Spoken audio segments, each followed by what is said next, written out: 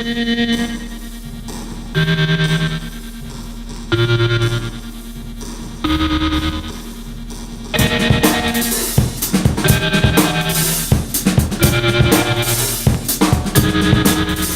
I just had a call from my Inuit friend, Angangats. He's a Greenland Inuit, and he comes from Baffin Island, and we were actually talking about this. And he said to me, how do you refreeze that ice up there? It can't be done. So I went to the public library, and I looked up the word hope, and I found that there are actually 14 definitions of the word hope, none of which hits you as being particularly accurate, which makes sense. It's an abstract concept, it's an abstract idea. But they all come down to this idea that something good is going to happen to you. So I looked at where the word comes from, and I found it has its Indo-European root in the word koi, ki-eu, which is the same root as where the word curve comes from, which of course means a change in direction. I find this idea very interesting. I actually also find it very provocative, because I think when we look at the word hope now, what we see is that what we need to do is we need to start looking into different directions. And there is another, it's not so much a definition, but it's a description of the word hope that has always been very appealing to me. It comes from Václav Havel in his perfectly spectacular book, Breaking the Peace. Havel writes there that hope does not so much consist of the idea that everything is going to come out just right, but more the idea that things will make sense to you, regardless of how they come out. Now, I've always had very simple ideas. They haven't changed that much over time. One has always been to write good poetry, at least to try and write good poetry. And the other one has been to pay regard to the things that are right on your doorstep, so the problems of politics and history. Not to turn your head aside, not to avert your face. Now, I know I'm not the hub of existence. I'm meaningless. I'm a bit of chemical scum, as Stephen Hawking puts it very nicely. Nevertheless, I'm all I can think of. I spend hours every day thinking about nothing but myself. I'm absolutely obsessed with myself. It's actually also my favorite conversation topic. If somebody starts a conversation with me saying something like, "You're a very pedantic person, aren't you?" I immediately say, "Really? That's interesting. What makes you say that?" I could speak about that for hours. Whereas if somebody starts a conversation with me about the Chinese economy, for example, I have to say, I am not at all optimistic. I think this whole discussion that we've been having here about hope, fingers crossed, and so on, it's ridiculous. It's utterly juvenile, to be quite frank. There is no point in hoping for something that is not on the negotiating table. When we look at what is on the negotiating table, the level of finance, for example, it's an insult. We are looking at $10 billion max when we know that every credible estimate starts at $100 billion. To me, it's dangerous in a context where we know that the real need actually starts at $500 to $600 billion. To call $10 billion a success, it's politically dangerous because it creates an illusion of having addressed a very, very, very dire crisis. And I think that serious activists have a responsibility to the truth. And sometimes NGOs are governed by other parties, just like politicians are, where it's more important to gain a success, because gaining a success means that you can go raise more money, because you look positive, you look efficient, you look effective, and so on. Well, I don't think that the environmental movement should be governed by these kind of concerns, which is what I think that if something is not on the negotiating table, like the level of finance, for example, what we need to do is we need to develop strategies so it will be on the negotiating table in the future, which is why my hope is much more placed in these new movement alliances that we've been seeing forming here, because everything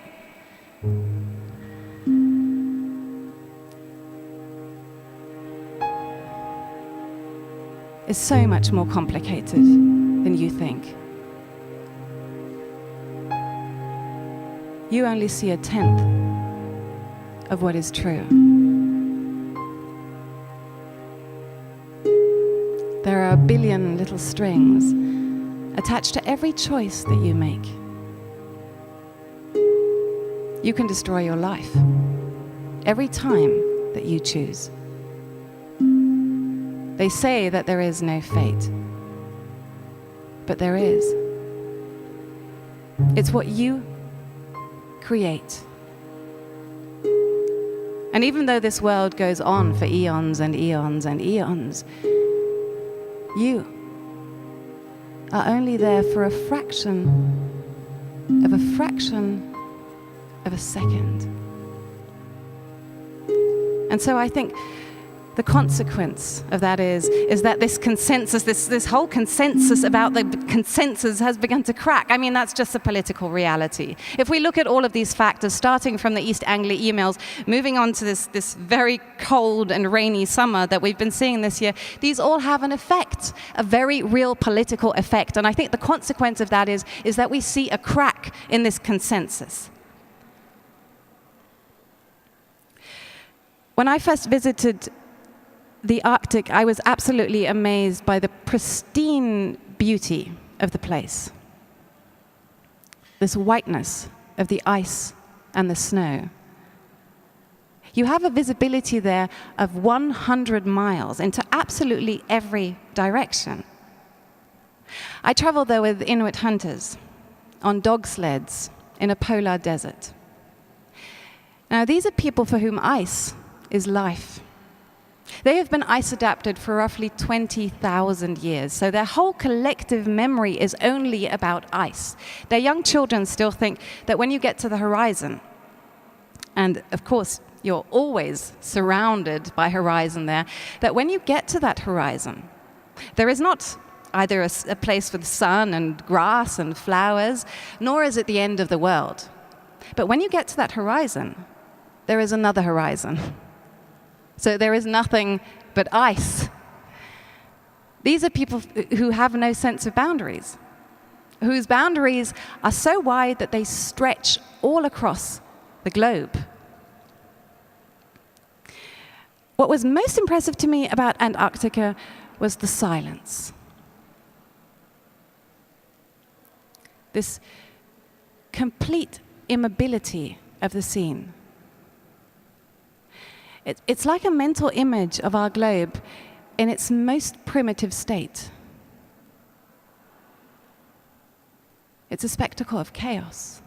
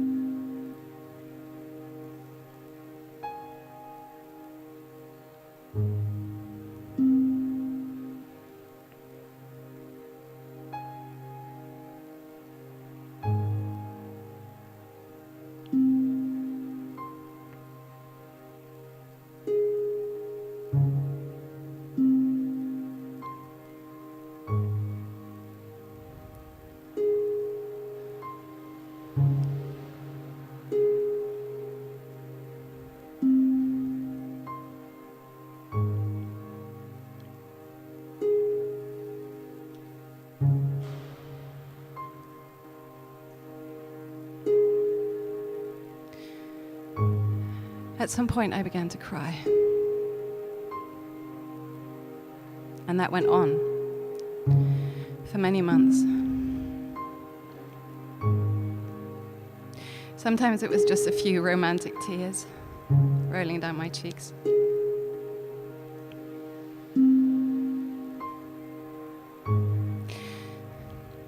But other times, especially when I was alone,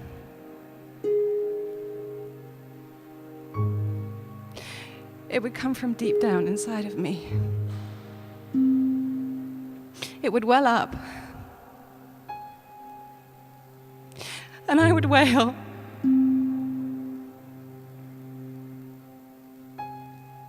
I would lament.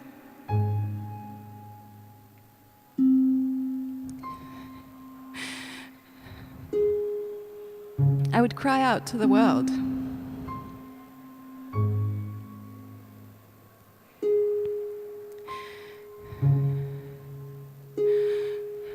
I have this pain.